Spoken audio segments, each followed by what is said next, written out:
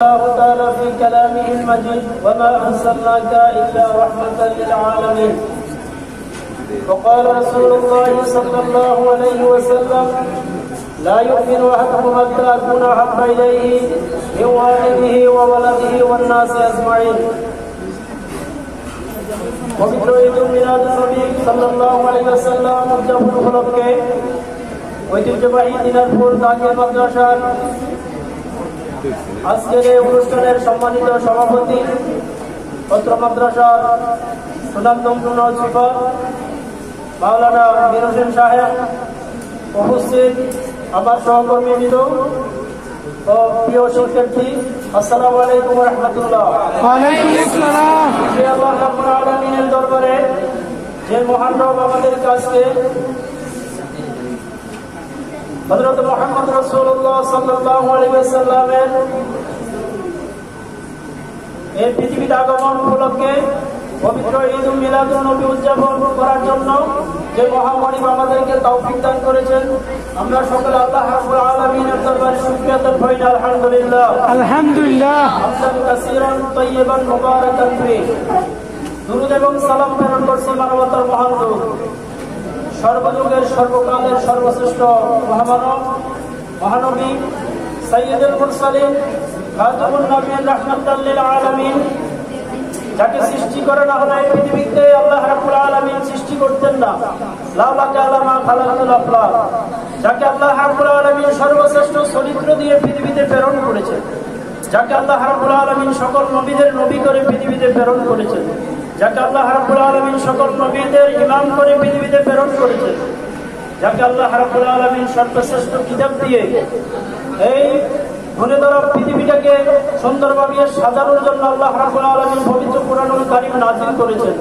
আমাদের সেই প্রিয় নবী মুহাম্মদ রাসূলুল্লাহ সাল্লাল্লাহু আলাইহি ওয়াসাল্লামের প্রতি আমরা মুহাব্বতের সাথে পড়ে নিই সাল্লাল্লাহু আলাইহি ওয়াসাল্লাম।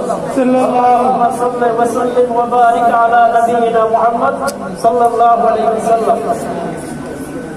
সম্মানিত উপস্থিতি, আল্লাহ রাব্বুল আলামিন তিনি হলেন রাব্বুল আলামিন, আর আমরা যার উম্মত, আজকে যার জন্য আমরা অনুষ্ঠানের আয়োজন করেছি তিনি হলেন রাহমাতাল লিল আলামিন।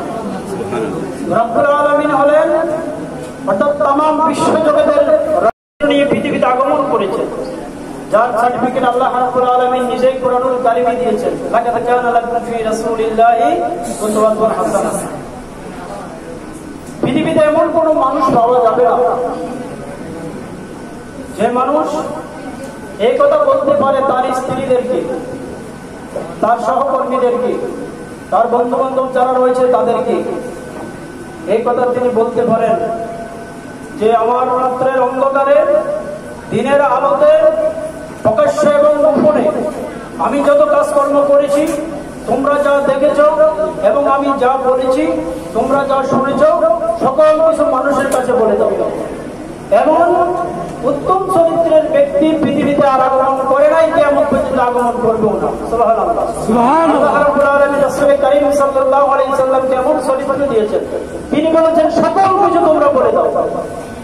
পৃথিবীর মাঝে এমন কোন ব্যক্তিত্ব পাওয়া যাবে না যে কথা বলে দিবে যে সকল কিছু বলে দাও। কারণ কারো না কারো জীবনের মাঝে কিছু ত্রুটি বিচ্যুতি রয়েছে, কিছু অন্যায় এবং অপরাধ থাকতে পারে, কিন্তু আমাদের নবী এমন নবী ছিলেন যার জীবনে কোনো ত্রুটি বিচ্যুতি নাই, যার জীবনের প্রতিটি কাজ, যার জীবনের প্রতিটি পদক্ষেপ, যার জীবনের প্রতিটি কথা উম্মতের জন্য যাতে কিয়ামত পর্যন্ত যত মানব জাতি আগমন করবে প্রত্যেক মানব জাতির জন্য উসওয়ায়ে হাসানা। সুবহানাল্লাহ। হযরত মুহাম্মদ রাসূলুল্লাহ সাল্লাল্লাহু আলাইহি ওয়াসাল্লামকে আল্লাহ রাব্বুল আলামিন সর্বশ্রেষ্ঠ নবী করে পৃথিবীতে আগমন করেছেন। তিনি ছিলেন শ্রেষ্ঠ নবী, তিনি সকল নবীর নবী, তিনি ছিলেন শ্রেষ্ঠ আখলাকের অধিকারী। রাসূল কারীম সাল্লাল্লাহু আলাইহি ওয়াসাল্লাম এমন কথা বলতেন না তার তৈরি করতেন না। রাসূল কারীম সাল্লাল্লাহু আলাইহি ওয়াসাল্লাম ব্যক্তিগত জীবনে আগে আমল করতেন, করে সাহাবায়ে কেরামদেরকে বলতেন। রাসূল কারীম সাল্লাল্লাহু আলাইহি ওয়াসাল্লামের কাছে এক মহিলা এসেছে, মহিলা এসে বলেছে, ইয়া রাসূলুল্লাহ, আমি গরীব মানুষ, আমার একটা বাচ্চা রয়েছে, বাচ্চাটা মিষ্টি বেশি খায়, আমি গরিব মানুষ, তাকে মিষ্টি কিনে দিতে, আমি প্রতিদিন মিষ্টি কিনে দিতে পারি না, আপনি তাকে একটু নসিহত করেন। রাসূল করিম সাল্লাল্লাহু আলাইহি সাল্লাম মহিলাকে বললেন যে তুমি কয়েকদিন পরে আসো। কয়েকদিন পরে যখন আসা হলো তখন রাসূল করিম সাল্লাল্লাহু আলাইহি সাল্লাম ছেলেটাকে বললেন যে মিষ্টি কম খাইও। এই কথা বলার পরে রাসূল সাল্লাল্লাহু আলাইহি সাল্লাম মহিলাকে বললেন যে তুমি চলে যাও। মহিলাটি তখন ভাবতেছে কি রে, এই কথা তো তিনি আরো কয়েকদিন আগে তো আমাকে বলতে পারতেন, কিন্তু আজকে তিনি এই কথা বললেন, আগে বললেন না কেন? রাসূল সাল্লাল্লাহু আলাইহি সাল্লাম জানতেন যে মহিলাটি এই কথাটা ভাববে। তখন রাসূল তাকে দেখে বললেন যে মিষ্টি খাওয়া আমি বেশি পছন্দ করি, আমি বেশি মিষ্টি খাই। তুমি যেদিন এসে আমাকে এই কথা বলেছো ওই দিন থেকে আমি মিষ্টি খাওয়া কমিয়ে দিয়েছি। আমি তাকে মিষ্টি খেয়ে এই কথা বলি না, বলছি কম খাও, কারণ আমি মিষ্টি ছাড়তে পারি নাই, আমি মিষ্টি খাওয়া কমিয়ে দিয়েছি। আমি যখন কমিয়ে দিয়েছি, যেটা নিজের উপরে আমি আমল করেছি, এটা আমি তাকে আমল করার জন্য বলেছি যে তুমি মিষ্টি কম খাও। সুবহানাল্লাহ।